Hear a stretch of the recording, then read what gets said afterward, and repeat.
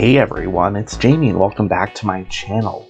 Today we are doing a speed build in the new world of Evergreen Harbor that came with the brand new expansion pack.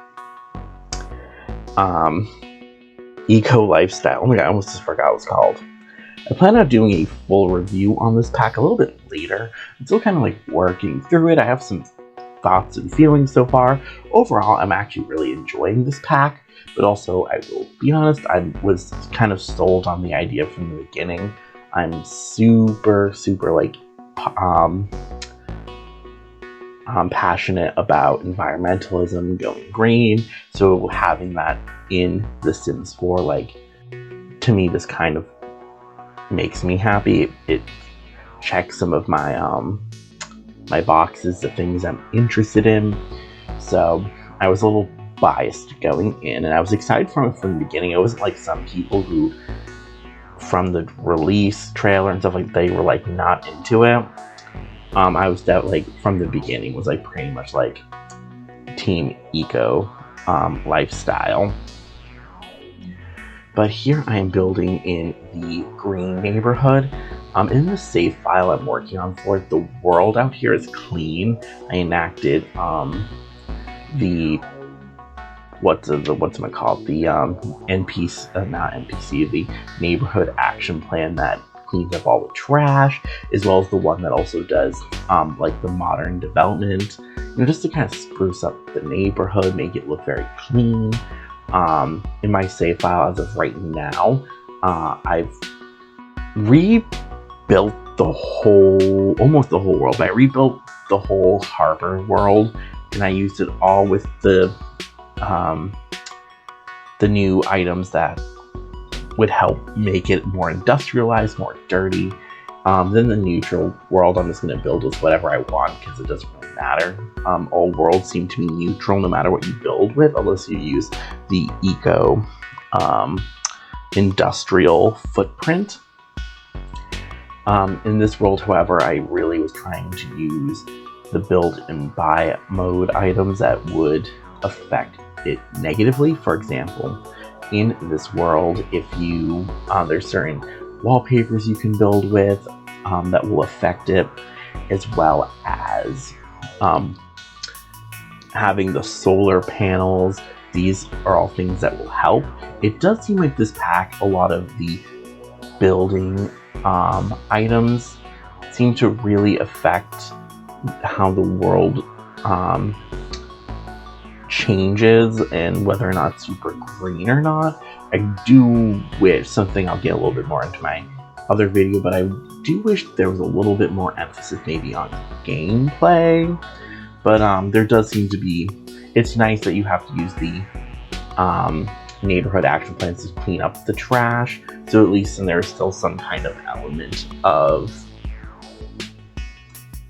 I guess, like your gameplay, the way you play the game will affect the world. But essentially, to reach a green world, you do have to really invest in green building items, which I will say, from what I understand about environmentalism, what you do build with does play a huge effect on the world.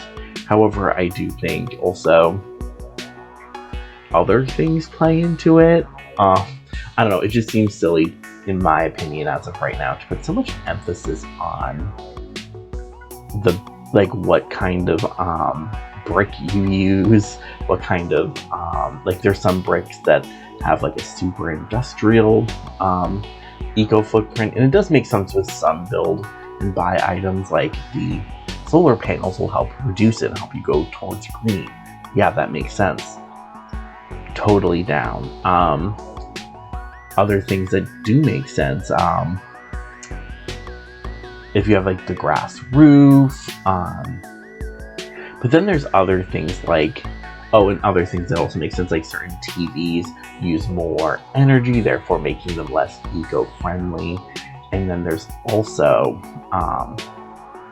it seems like different appliances use different amount of energy, as well as with the, if I remember correctly, I'm pretty sure the fireplaces also have different eco footprints. I'll have to double check that. I may have just made that up. but I'm pretty sure it's like that. So,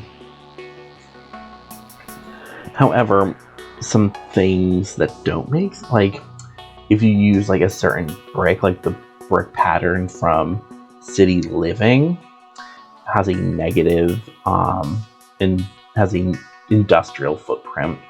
A lot of the stuff from Realm of Magic also has an industrial footprint, which does kind of make sense because a lot of the build by items, like the wallpapers and like all those things that came with Realm of Magic, are inspired by industrial age aesthetics. So of course, to make those actually did take or did play a big effect on the world. So I don't know, but here I'm building a treehouse. This is something we've always wanted to do, but since we didn't have ladders until recently, I was like, why would I build a treehouse? Like, I don't want stairs going up to it. So now that we have ladders, I was able to successfully do this. I used a tree that came with Outdoor Retreat.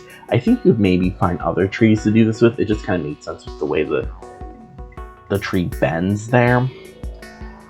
And then since it can't really stand on its own, because I couldn't really build it into the tree super realistically, I could have probably changed a little to make it work a little bit better, but I decided here I would just have these kind of pillars also holding it up, so it's like a pseudo tree house. It's like part tree house, part this kind of stilt house in a tree. However, I am overall pretty happy with the tree house. I think it's super cute. The family I actually built in my save file to live here are the parents for Travis Scott. That is his name. Yeah, he's part of the best friend household. I actually moved him and the other BFF household in with Johnny Zest's household, and they all live in like a trailer park that I call the Land Grab Trailer Park in Oasis Springs. I don't know if anyone who watches this channel is super excited for my eventual save file that I will be releasing, but that was part of something I was pretty happy about, or I thought was kind of fun, was to add that little just like that little element there. Change up some of the townies stories, change them up a little bit, and I also really wanted to add some family members to the existing townies, because as of right now, when you look at their lineages, their trees, family trees, they don't have parents. So for some of them, I have created families for. And it's just mostly to help fill out the tree. Some of the people, I've made them, and it was like, okay, you're dead. Just like, okay, go. You're done. We're done with you. You were here for one reason and one reason alone. I've play tested this. Your Sims can get up here. If you do have any problems, I think you could just move the ladder. But I wasn't having any troubles getting into the treehouse. But as you see here, also, I literally stopped caring about the house. It's like, I'm gonna build this treehouse. I just thought it was super fun, and I think in some community lots, I want to include more tree houses that could be fun for kids. And for this family also, because it's the Travis Scott's family. I gave him a mom and a dad, as well as a little brother. And the reason for that was then to give a reason for the tree house. And I created a club for him with a few other just like townie kids and some kids that I've made in the world and neighborhoods that he can hang out with in his tree house. And they just kind of hang out. And I thought it'd be fun. I call them the Treehouse Gang. It's a cute little thing in case anyone who likes family gameplay can play with them. Yeah, that's a big thing also in my save that I'm currently working on is I'm not just trying to add more family, more depth to some of the characters. I've been making a lot of my own families as well, and been trying to flesh out them in their worlds, just because The Sims 4, I've said this before, I really do enjoy The Sims 4. I think it might be my favorite in the Sims franchise.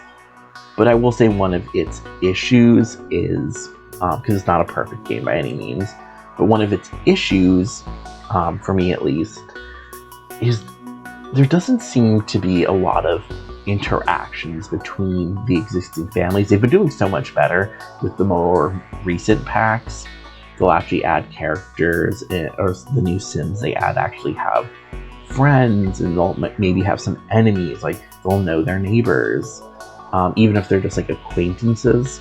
Before, when we first got the game in The Sims 4, the base game worlds and the first original worlds that we got with expansion packs and game packs, the Sims don't really know each other.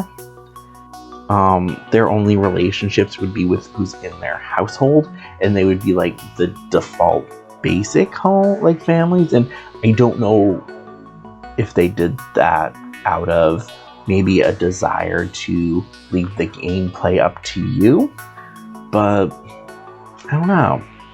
Like, for example, like Lilith and Caleb Vitor, in their little bio, it says that they don't have, like, that they don't like Vlad, Vladislav Strad, but they don't have any relationship with him. But to be fair, because of Vlad's traits, it's actually very hard to have a positive relationship with him. So it makes, so if you were to try to play, you'd actually have to put in a lot more effort to have a positive relationship with him than you would if you were playing anyone else. So it kind of makes sense, but it's one of the things where I'm like, I just feel like I can't tell if it was, if they were just trying to leave it up to us and be like, hey, it's a sandbox game, use your creativity, or if it was just an oversight. And often that's kind of what I think. It's a little bit of both. Sometimes it really does just feel like an oversight, but then other times it does feel like they're really trying to lean into the sandbox aspect. So I don't know. So when I was doing my working on my save file and my families in the world, that's a big thing that I wanted to do. Is I really wanted the Sims to have relationships with each other and their neighbors and people from other worlds.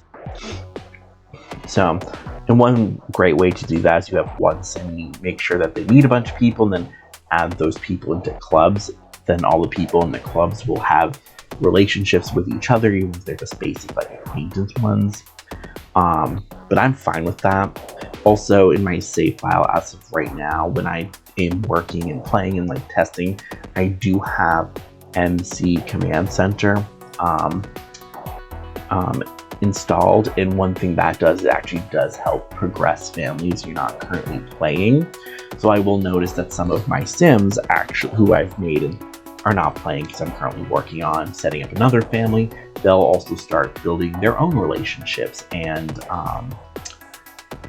kind of with different people. I've noticed certain Sims that have more negative traits tend to just become more enemies with my Sims, and I think that just adds a nice element to the game that I'm very excited for when I do finally ever release my my save file, because then it'll just add a little bit more to the realism of it all, or even just like the feeling of completeness. I'm not one of those players who's like, oh, I need realism in my game. I understand it's a life simulator and there should be a level of realism, but overall I don't know about you, maybe it's just me. I don't play The Sims for realism.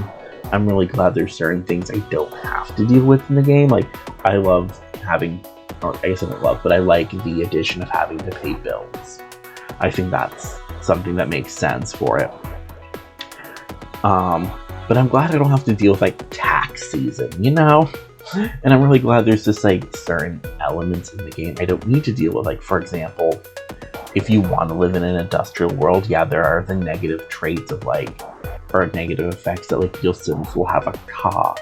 Your Sims will, especially if depending on their traits, will either want the world to be clean or they'll be sad. Like, there are consequences in the game for living in a dirty industrial world, but you don't have the real world of like issues of like environmentalism and oh god, because our world is so nasty, we're seeing fish dying, you know? So it's nice to like have a lighter version of that in The Sims. Maybe that's just me. I know some people, they love playing with realistic mods, and that's totally fine. I'm like one of those people who I also don't really play with mods other than MC Command Center, but I mostly just, I don't know, it's one of those mods that I feel like just helps with story progression, as well as it just helps with like, if your sim shows up in an outfit you don't like, it's so much easier to swap their outfits. They don't have to do the dumb little twirl. Like, I don't know, MC Command Center for me is still a little bit more of it makes gameplay a little like less of a headache when I don't want to deal with it. You know, I love The Sims, but sometimes it can be just stupidly quirky, you know? Just sometimes I'm like, I don't want to deal with this. No, honey, no. So, that's why I use MC Command Center. Also, it's so much easier to do certain cheats with it, especially occult cheats, and not just like career cheats. So it's really good when I'm trying to build up my world, and if I need like, you know, because sometimes I like to play from the beginning. You know, I like to make a family, maybe have both the parents start off as starters in a career and not be that far. But sometimes it's also nice to be like, okay, in this family we have the dad who's now a business owner and he's very successful. You know, it's nice. It also helps definitely with when I'm setting up traits in my save file, or not just traits, but skills. Because, you know, especially for like adult sims, I'm like, okay, by the time you're a young adult or an adult sim, you should have few skills, you know, maybe not fully maxed out, but you should definitely maybe have one maxed out. You should definitely have a few that are beyond one or two, you know, just like little things like that. And one I think that just helps with, my opinion, story progression. It adds a little bit of that realism that sometimes I want. Like, I don't want hyper realism. I don't want my sims to have to deal with taxes. I don't want my sims to have to deal with it's like there's some things I'm like in real life I'm like, I don't want to deal with that. You know, just like I'm here to have fun. But on the flip side, there are some things I do like. I would like in The Sims. Like in The Sims 3, the asteroid, I thought like when you're like a meteor or asteroid, whatever it was, would like decimate your whole town or whatever. Like on one hand, statistically it happened way too frequent in The Sims 3. I'm like, it doesn't have like the statistical odds of that very low. But also it was nice to have that kind of every once in a while. Like I do think in The Sims 3 it happened too much. Like you literally be like, this literally has happened for the past 3, you know, like generations of my Sims. That is not statistically realistic. But then sometimes it was also nice to have that random chaos, which I think The Sims 4 is actually, in some of the last few updates, has added some of that needed chaos and craziness that we've just been missing. Like we now have the repo person for not just university, because the repo person originally came with university, and it was just related to like if you didn't pay your student debt. But now it's in the whole game, and if you don't pay your bills fast enough, the repo person shows up and starts repossessing your things. Once again, that's the kind of craziness I miss. We also now have, you get random phone calls sometimes telling you like you need to get married, like to get like a dead relative's allowance, or not allowance, I guess like the money that they left over. I totally forgot what that was called for a second. And it's just like stuff like that. Like I've missed that kind of kookiness, but we could still have a little more. And I know with our most recent pack, there is a little bit more chaos in it, but it's weird chaos. Like with the neighborhood sharing, neighborhood action plan. That's like when neighbors come, they'll just like steal your things. And on one hand, I'm like, that's so funny. That's like kind of like the chaos I've wanted in The Sims 4. But also, I'm like, but I didn't want them to steal like my sink. You know, like, come over, steal my couch. That's fine. Now that's the drama I have missed. That's the kind of stuff that makes me go, I hate my neighbors, but stealing my sink? I don't know, that excuse me, my sink? I don't know. It's stuff like that where like, that just feels like a little bit of like an oversight, like, but also it does add a little bit more of that quirkiness. So, I don't know. I know some people hate that happens. They're like, oh my god, I hate when this neighborhood action plan is enacted, and I hate when they come over and start stealing my shit. And like, yeah, it's annoying, but it's like that quirkiness that I've missed, and I think actually kind of can add some fun gameplay. But that's just me. But I also am in the agreement that yes, sometimes I'm like, who the hell just stole like my swing set? Like, excuse me? So I don't know, but I think that's also like you want the chaos because it brings so much more like character to the game, and also just like it drives you crazy. You're like, oh my god. Especially since The Sims 4 sometimes feels like it's on like safe modes for so long, like especially in earlier years, like it's still kind of hard to kill your Sims in The Sims 4, which I do kind of like, because I feel like in some past iterations, like especially The Sims 1, the first time I played The Sims 1, my Sim just died immediately, pretty much. I was like, oh, we just got here. And you know, sometimes I do wish for that level of craziness when playing The Sims 4, but sometimes I really enjoy that I can actually, like, don't have to worry about that level of craziness. But there are times too where I'm like, my Sim just got electrocuted, she should be dead. Why is she breathing? Because as of right now in The Sims 4, I'm pretty sure like for anything like electrocution or like some of the other basic Sims 4 like deaths, I'm pretty, like, even with the cow plant, like it has to happen twice for you to die. So like your Sim has to go and like fall for the cow plant trick twice to die, and that kind of annoys me. I do wish maybe it's a little bit more randomized, like maybe sometimes your Sim gets away and sometimes they don't. Like, that could be fun. There's another one that I'm always like, excuse me? Oh, the poison. So, with Jungle Adventure came the ability to die from poison darts. And one of my Sims, I was actually trying to kill him for like the sake of the story and setting up my my save file. Yeah, I was like trying to poison him to try to make it look, because like when they die by poison, that comes up on their tombstone, or no, in the family tree, and it says that he's died by poison. I was trying to insinuate that the wife poisoned him. I had to poison him like 4 times. He like just would not go. And I would get the like, oh my god, he could die potentially in 12 hours, and I'd be like, good. And then the 12 hours would be fine. I'm like, oh yeah, he managed to be fine. I was like, excuse me? This happened like 4 times. It took me to go through like 6 Sim days to finally successfully poison and kill this man.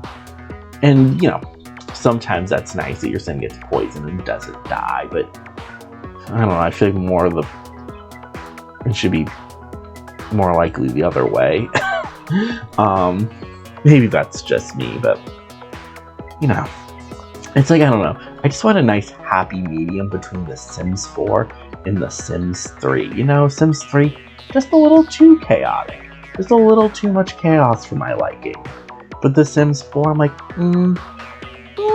let's bring a little more chaos, and you know, like, I don't know, just a little more. We don't need a lot more, but you know, just a little, just a tad bit, just a little something. Also here, originally I was going to make the basement like another bedroom, but I ended up making like a game room. And I just put a few different like things for them to do down there. And I feel like it ended up making a little bit more sense. I was like, oh, it could be like a furnished basement. But I don't know. I'm glad I didn't, because I ended up fitting 4 bedrooms in this house. There's 3 on the second floor. There's a master bedroom with a ensuite bathroom attached, as well as there's 2 kid rooms, or like, you know, offspring rooms. One in my mind is Travis's old room, and the other one's for his younger brother. And then up in the attic, there's another basement, another bedroom. And I made that one actually a reference to the short story, The Yellow Wallpaper. If you don't know about that story, it's about this woman who is ill. There's kind of the inclination or indication that her husband, who's a doctor, might be lying to her about actually how sick she is. But either way, she is allegedly ill, and her husband takes her away to this old, kind of old home with, and this all takes place in the 19th century, with yellow wallpaper in the attic, and that's where they sleep. And her husband just kind of like gaslights her throughout the whole story. She's kind of like, oh my god, I want to sleep downstairs where we can like see the beautiful, where we can step out onto like the porch and stuff. And the husband's like, no, you need to be down here or up here in the attic. And up in the attic, there's the room they're in has this ugly yellow wallpaper. And she starts essentially claiming that there's a woman inside the wall, and that she needs to get her out. So that was kind of the reference I was going for. So this yellow wallpaper, yellow bed. I don't think anyone's going to get that reference, but I just thought it was kind of funny. And my thought process is it could either be a guest bedroom, or if you want to, you know, kick out the family I made, or if when you download this, you just want to create your own family, that's totally fine. It's on the gallery. Maybe grandma could live up there, or like a teen or an aunt or something. The way to get there is you do have to use a ladder, and the ladder is in the office. I just kind of was thinking it'd kind of be like a pseudo pull down ladder like you get in like some homes. However, you know, I don't know how realistic that is to have someone live up in a place like that, but in that one horror episode of The Simpsons, they have Bart's twin brother living up in an attic like that, because that's so realistic. I know.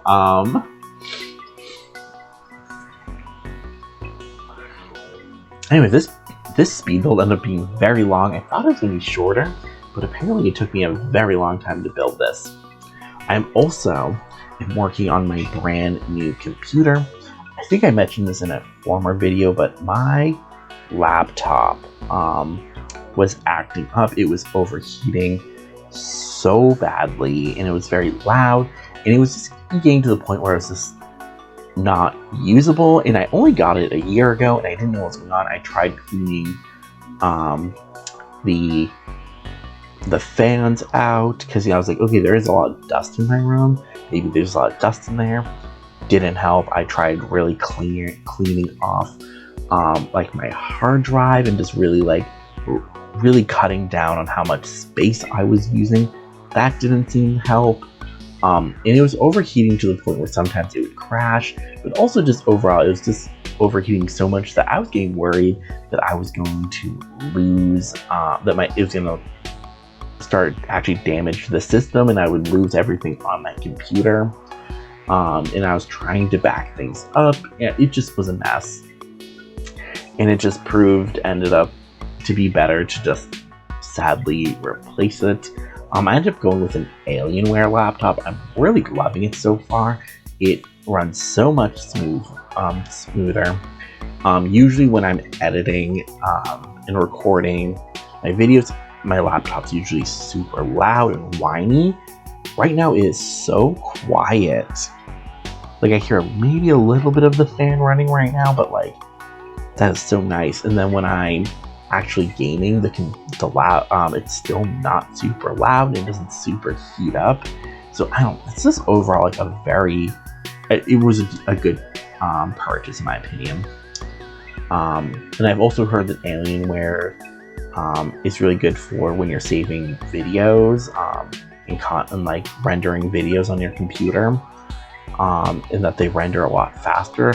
Won't be able to comment on that till the next video, but very excited about that. But yeah, it's just overall like it's a much better computer, and I'm a little upset because my last computer, I really only bought it a year ago, and it was a gaming computer. It was the Dell G5, which was kind of like marketed as a more affordable one, which at the time I was like, yeah, I'm not out here about to spend a shit ton of money on a gaming laptop when I really only play The Sims. But now that I have a little bit of a nicer one, I can actually finally start playing games I'm interested in.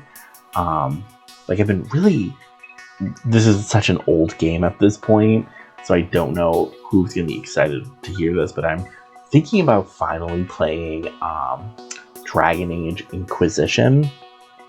I tried to play it years ago on a different laptop, and it just didn't. It was just not up. It was not at the minimum specs. And my last computer did meet a lot of the specs of it, but it still just like was a little laggy. So I'll try it on this one, and if it goes well, I might do a let's play here on my channel just to like diversify my content, so it's not just Sims content. But I also don't know if anyone would be interested in watching me play that, so who knows. As well as I just might start playing other games. I also re-downloaded The Sims 3 finally. I don't own that many Sims 3 packs anymore. I think I only have like the Supernatural, maybe Late Night, and Generations. I don't have that many packs really. And the main reason for it is I lost a lot of the packs I did own from when I used to play years ago. But also, I didn't own that many packs to begin with. I think I had Island Paradise, but that never worked. So, and I wasn't gonna go rebuy it just because it didn't work when I owned it before, and I hear people say it's still like not playable, that it's just so glitchy that I'm like, I'm not giving EA money for something that I know is glitchy. I'm sorry. I know a lot of people have really positive memories of it, but I'm like, listen, and I will admit, I do think it's probably a better pack than Island Living is, but listen, I'm not spending money on something that I know isn't like gonna work. You know, like we can talk about the Sims 4 content and how it needs to, you know, kind of step it up sometimes, but at least it always works. Speaking of always working, one pack that was sometimes pretty glitchy is Dine Out, and I've been hearing a lot of people saying that it's no longer glitchy. They're not sure if it was patched or something, or if maybe just like whatever the issue was in the base game that maybe wasn't working with it, it's finally fixed. Who knows? But I've noticed that the few times I've used it, because I actually do use Dine Out a lot, even though it can be glitchy sometimes. Yeah, it's like, it works so much better. I've also noticed something I've never noticed before. And well, yeah, I don't know if this was just because I was paying attention or because it was so glitchy, is that my waiter actually dropped my Sims food. And like, it was like this really funny like animation, and I was like, what? Like I said, I don't know if that's always been there, and maybe it was just too glitchy on my computer to work, or I wasn't paying attention or something, but I've never noticed that before. And also, the food, even despite it being dropped, still came pretty fast. And then the other times I've used it, it still works pretty good. So maybe they did fix it. Anyways, I did not talk about this build at all in this voiceover. I apologize for that. But anyways, I'm going to wrap it up now, and I will see you in the next video.